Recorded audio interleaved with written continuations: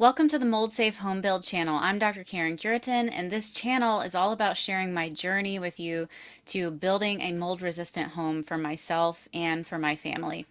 And in this episode, I want to talk about some of the choices that we're considering to safeguard this home from toxic mold. We're still in the planning phase. We're still ironing out all the details of how this home is going to be built. But these are some of the things that we are hoping to be able to implement in the build to safeguard it from toxic mold. And with these choices, we're hoping to end up with a home that, one, has a dramatically lower chance of ever having a toxic mold grow in the home to a significant extent that could make us sick. And two, if we do have toxic mold grow for some reason, that we can easily clean and decontaminate the space of spores, spore fragments, and toxins and return it to a healthy living space quickly and easily. If you've ever gone through a remediation in a traditionally built home, you will know that that is a long, tedious, and difficult process. So we really want to make that dramatically easier for ourselves if we should ever have a mold event happen. So to reduce toxic mold from growing in the first place, we need to do two things. Number one, and the main thing, is to keep moisture and humidity from becoming a problem in the home, because mold needs moisture or humidity to grow. So we have to pay attention to that in every choice we make when building a home for mold safety purposes. The second thing is that we can, and I think we should, reduce or eliminate mold's food sources to the extent that we are able to. One of those food sources we cannot eliminate entirely, and that's dust. Dust is everywhere. It continually accumulates. Of course, we can clean regularly, and we should, to lower the load of how much dust is in our space for mold to feed and grow on, but we can't totally eliminate it. However, other things that are used in conventionally built homes can be substituted or eliminated. Things like engineered wood, wood products like particle board, OSB, strand board, paper such as that's on paper-faced drywall, cardboard, and all kinds of similar organic materials that mold loves to feed on as long as there's enough water or humidity around. And to make the space easy to decontaminate if there is a mold exposure, there are a few important goals, at least that I've thought of. Number one, reduce extremely porous building materials and finishes like particle board and others that I'll mention in this video, because those can be difficult, if not really impossible, to fully decontaminate. Spores, spore fragments, and toxins can penetrate deeply into certain materials, and then they can't really be extracted fully by HEPA vacuuming or wet wiping or even the combination of the two. We can't do a small particle cleaning on them and expect them to be clean of those spores and fragments and toxins. And if they aren't fully clean of those, that doesn't necessarily mean that we won't be exposed to what's inside them later. Sometimes when air drafts change and pressure changes in the house and things like that, those kind of things that get lodged inside those materials can suddenly become back in the space, aerosolized again. And so those are things that make it pretty impossible to small particle clean, and we can just not have those in the space, right? Number two, reduce or eliminate cavities where spores, fragments, and toxins can hide from our attempts to clean them up. Wall cavities that we cannot directly access and clean are definitely one of those things. Ductwork, especially the corrugated or accordion style ductwork, that is pretty much impossible to clean. But even regular ductwork, it's difficult to do an actual cleaning of that where you are small particle cleaning it like you would the interior of the home. So we don't necessarily have to have ductwork. And the third thing in that regard is complex mechanical systems. Things that have all kinds of internal parts that are difficult to access, difficult to fully clean. Those are going to be things that are going to make it hard for you to return the space back to healthy because you can't fully clean it, right? And the third goal with making the space easy to clean and decontaminate if there's a mold issue is make the surfaces and finishes in the home easy to small particle clean. So what is a small particle cleaning? Normally at the end of a remediation process, once you've removed the water damaged building materials and you've cleaned out the area where you think that the mold has grown, unfortunately, that in and of itself is not enough. Replacing the building materials where mold grew is just the first step. But once mold is growing, spores and spore fragments and toxins are going to be getting released, and they're going to end up in the air and can go all over the home, especially if there is centralized ductwork. But just in general, like, mycotoxins can penetrate most building materials of conventional homes, and so they can still end up in other rooms. And of course, rooms all have doors that open and close, and so if that door is open, air is just going to be flowing in and out, right? And so for lots of different reasons, you end up having to do a small particle clean at the end of a remediation if you actually want the spore counts, the amount of fungal DNA detectable on an ERMI test, and the mycotoxin levels to lower in the home to get back to a normal level. So a small particle cleaning involves HEPA vacuuming absolutely every single surface in the home, ceilings, walls, floors, every single piece of furniture and everything else that's there, and then wet wiping to actually have the particulate picked up on a wet microfiber cloth, and then you're wet wiping every surface multiple times. Basically, you're trying to extract all the leftover particulate from the space.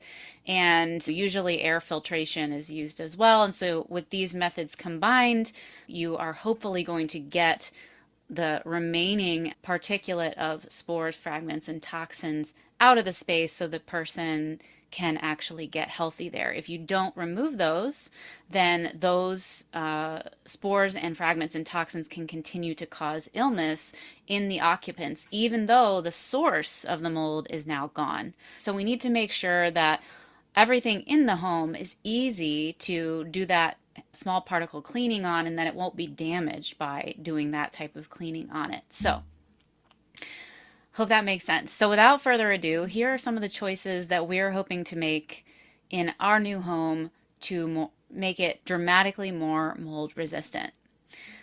So number one, we are hoping to and planning to use solid perlite block walls. So these are completely made of minerals, and these blocks can be used as both exterior and interior walls.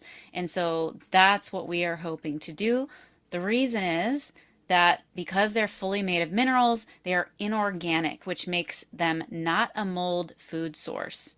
In addition to that, mold does not like to grow on these because they are of a very high pH, very alkaline, and mold does not like to grow in an alkaline environment.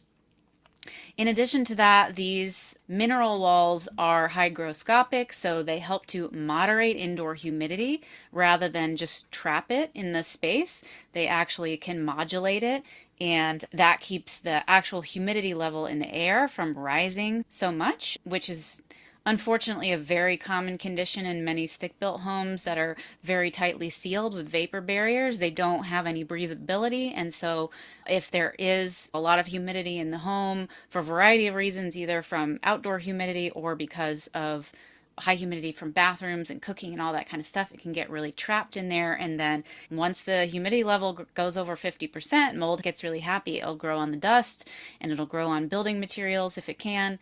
And so we want to prevent that. These perlite block walls also do not create any hidden spaces in the wall where mold can grow unseen. With traditional stick-built homes, there's these big cavities, and those cavities have food sources for mold in them, right? The wood that's being used to construct that framing can absolutely be a food source for mold, in addition to the OSB that is used to sheathe those spaces and the paper-faced drywall, right? So we're not going to be having any of that. The perlite blocks replace that. The perlite blocks are both structural on their own, and also you do not need to have any kind of additional insulation, and therefore you do not need a cavity where things can be hidden like that. These blocks also are really highly compressed in the production process, and so there are no big pores or really rough surfaces like some other mineral products have, like hempcrete and woodcrete, which may be more likely to trap dust, mold spores, mold fragments, and mycotoxins against the surface and maybe even in the surface. Like in they might even penetrate a little deeper in, and we just don't have great testing on that.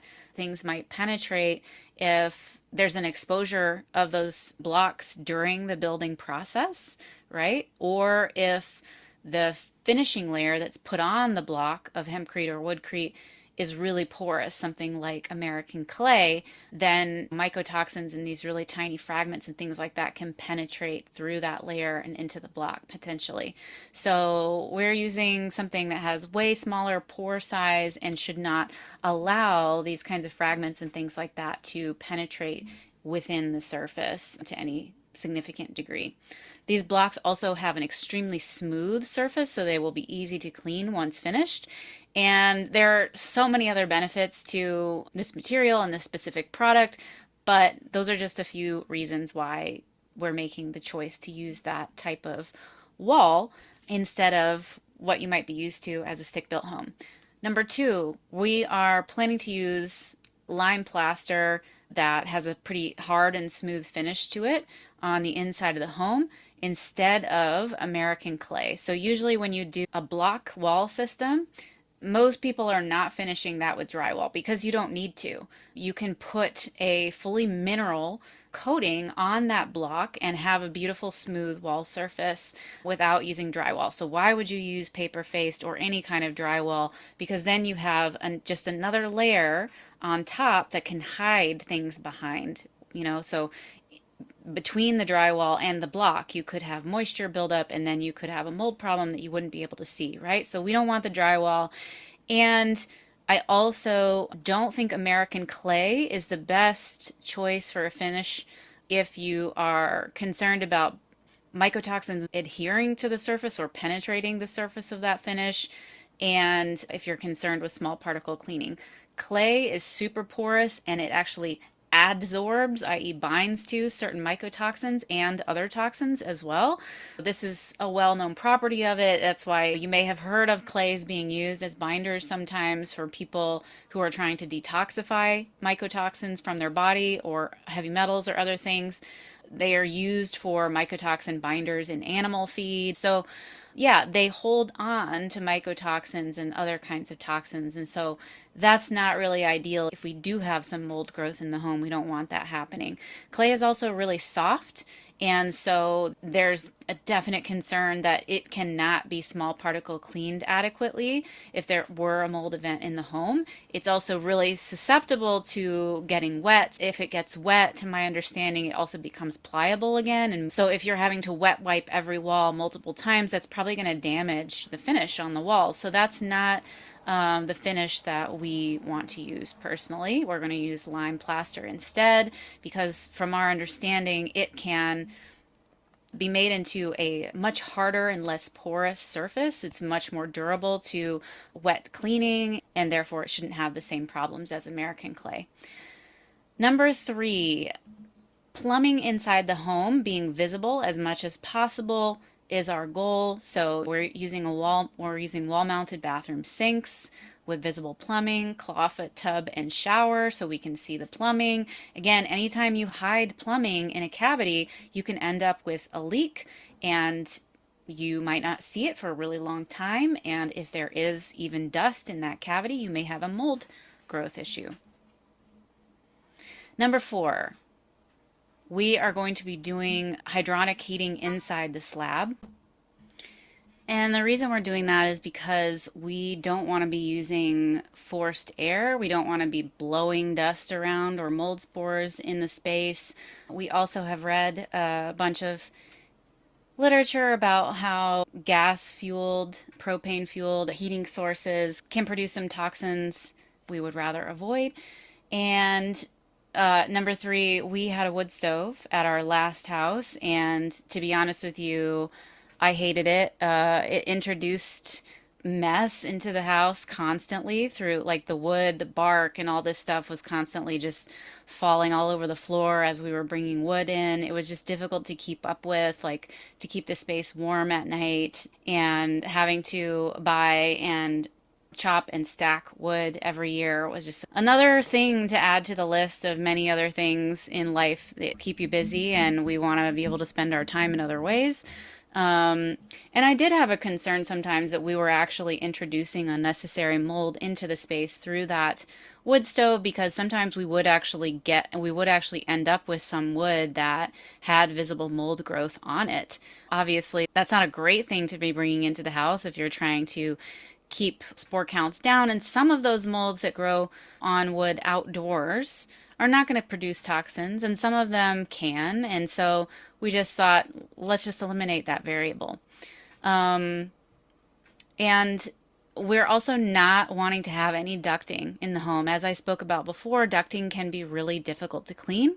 We're building a very small home, and we're actually not planning on having air conditioning, which I will talk about very soon. So there's really no reason for us to have ducting if we have heat in the slab.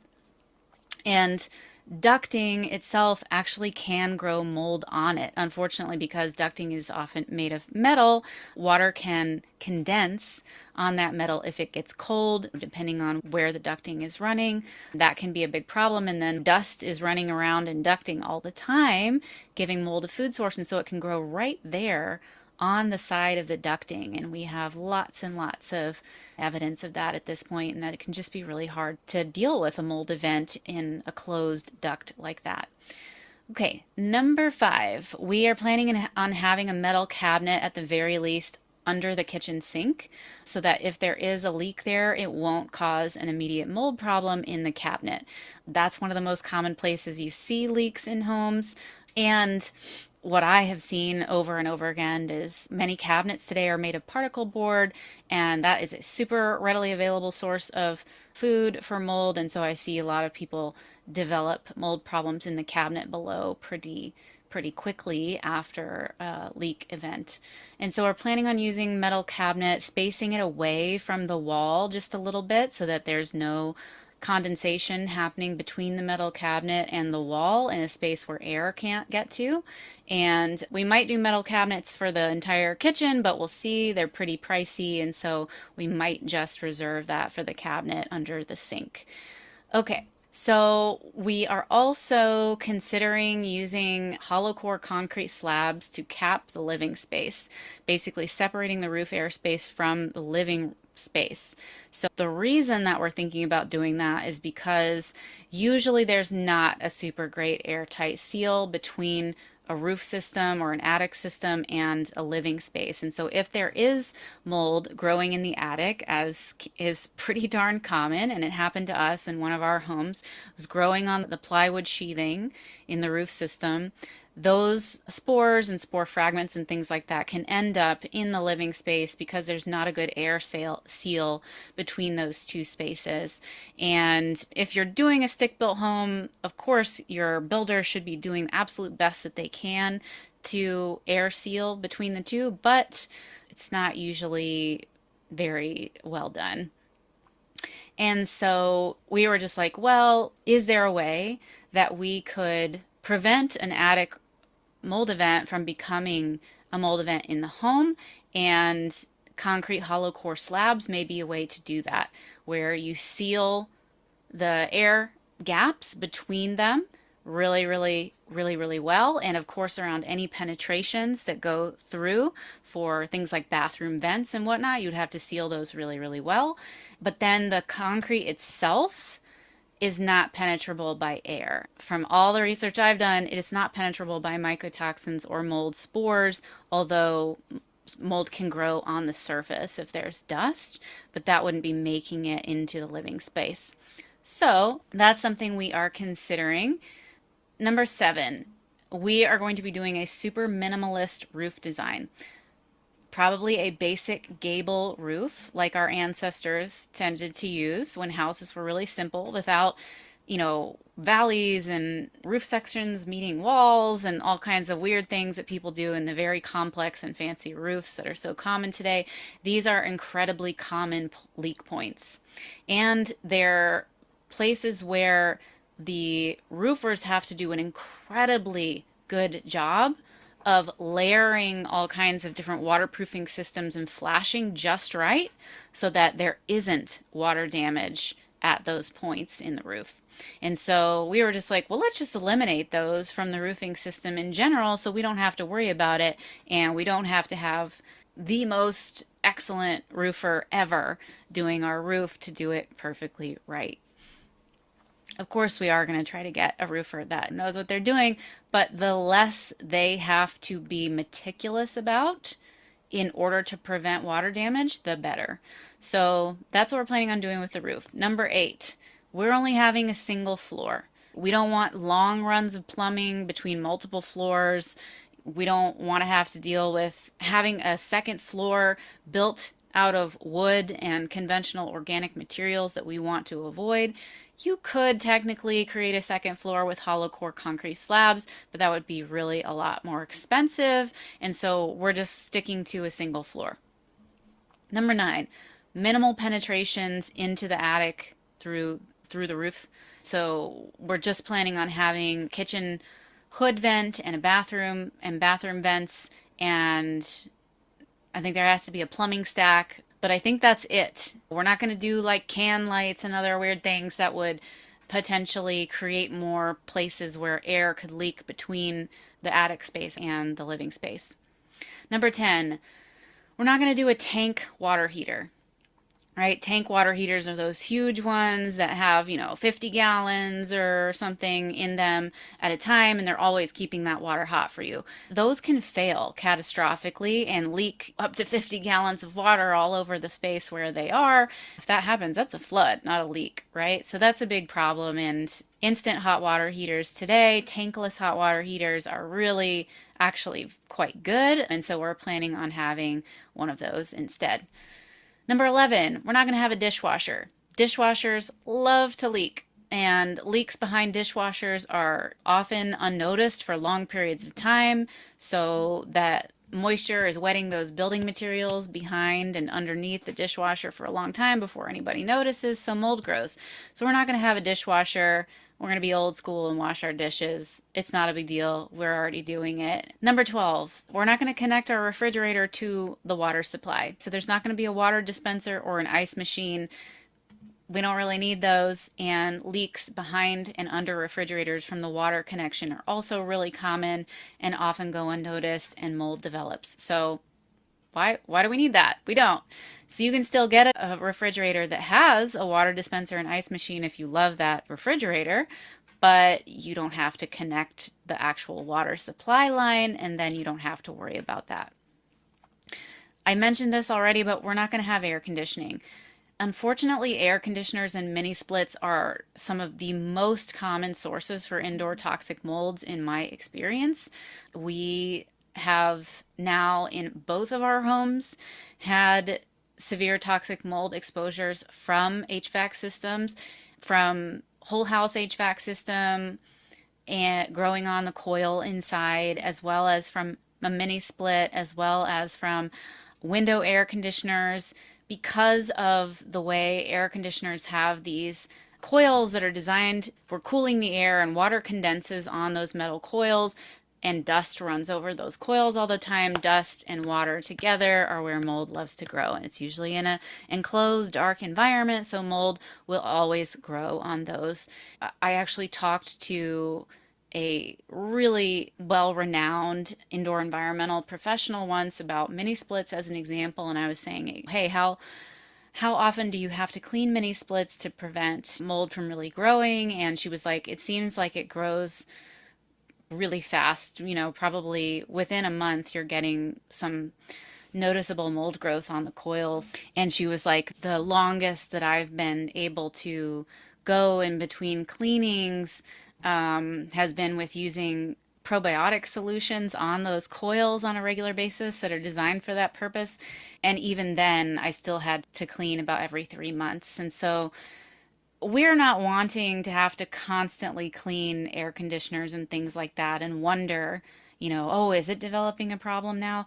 Unfortunately, things like UV lights do not fully prevent toxic mold growth. A lot of people think that those are foolproof and they can just put a UV light in there and then they'll be good, nothing will grow. That's unfortunately not the case. This indoor environmental professional has tested that many times and has seen that sometimes mold will still grow on those coils. So there is no perfect solution in terms of that. And so we are instead going for building a super well insulated building. We're building in a high desert location where it doesn't tend to get over about 90 degrees in the summer. The climate is low humidity.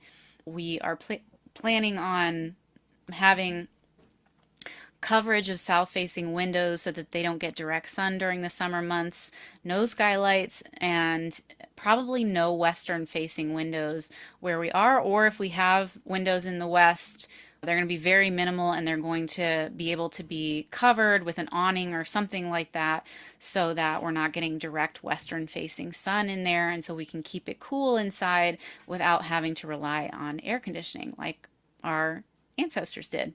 And of course, we're going to have lots of windows for lots of cross ventilations, especially at night during those hot months. And we are planning to have minimal mechanical systems in general because pretty much all of them can become moldy and then they can be difficult to clean. They have to be monitored regularly, and we just don't want to have to deal with that after everything we've been through with toxic mold in the past. We will use dehumidifiers if or when they're necessary if we get a humid period of time, but in general this area does not tend to get very humid, but we are preferring dehumidifiers over air conditioners because of the issues we've had with air conditioners over and over again.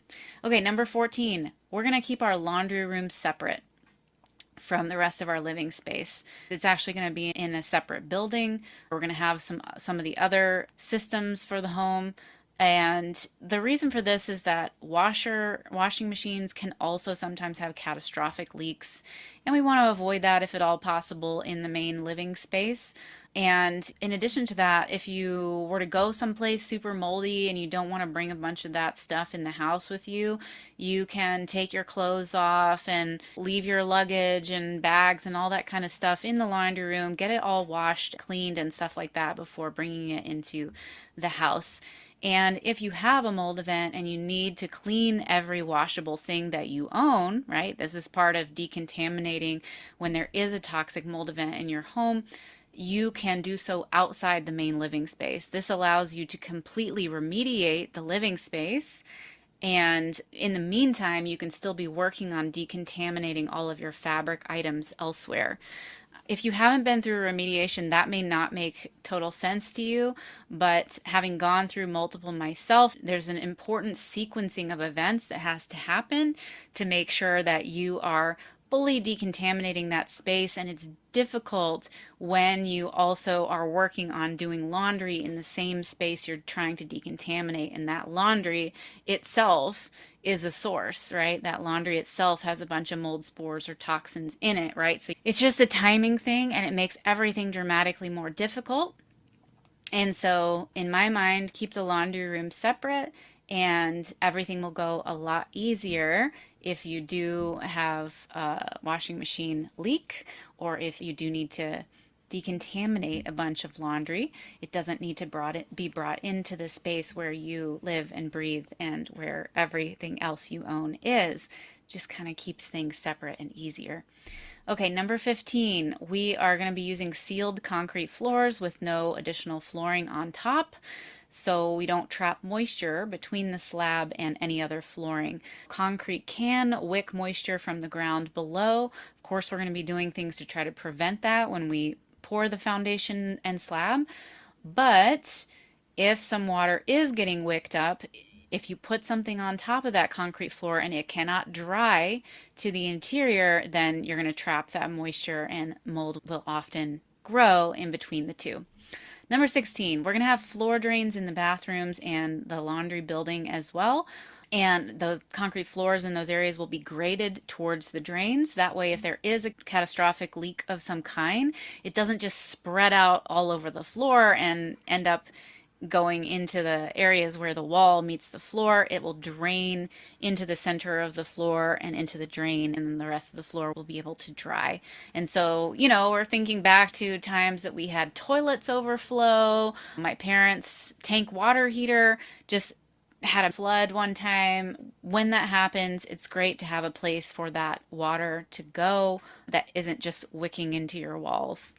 Number 17, we're going to have a capillary break between the concrete foundation slash slab and the first layer of wall bricks because, as I said, concrete can wick water up through it from the ground, and that can unfortunately transfer to your wall system if there's no barrier between the two separating that from happening.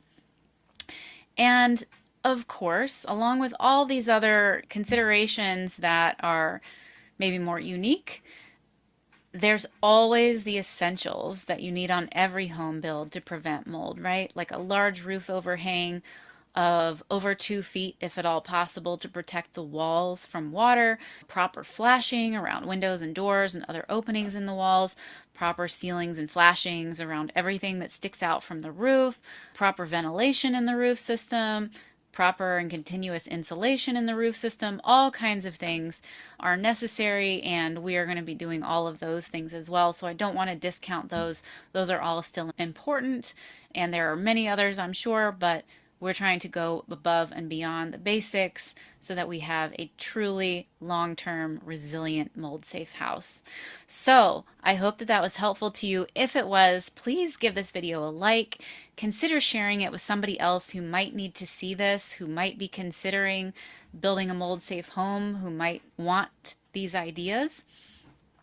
And if you'd like to watch the rest of our home build journey, sign up for the email newsletter below. There's a link for that, and that way you'll always get notified when new videos come out.